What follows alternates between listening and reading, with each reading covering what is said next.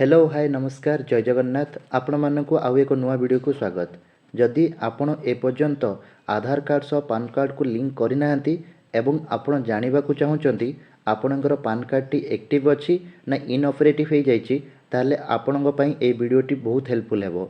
सेथिपाई आपण वीडियोटी को शेष पर्यंत देखंतु।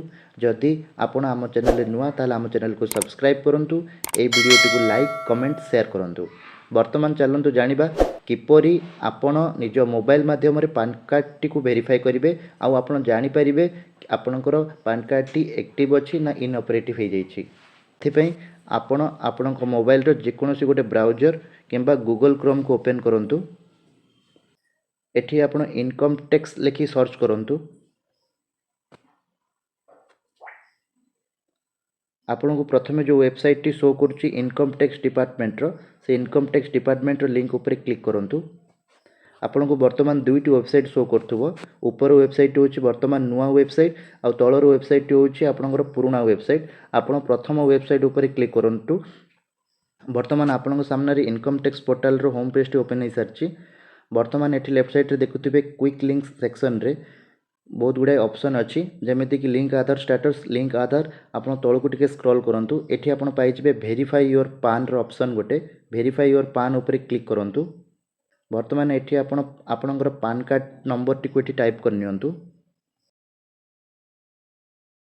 तार राइट साइड रे आपनकर नेम टी को फुल नेम टी को टाइप करंतु। जमीती आपनकर पान कार्ड रे लिखा अछि सेम नेम को ही करंतु। वर्तमान आपनकर डेट ऑफ बर्थ को चूज करंतु। आपनकर पान कार्ड रे जो डेट ऑफ बर्थ टी अच्छी से भी डेट ऑफ बर्थ को एठी सिलेक्ट करंतु। वर्तमान आपनकर मोबाइल नंबर टी को एठी टाइप करंतु। देन कंटिन्यू ऊपर क्लिक करंतु।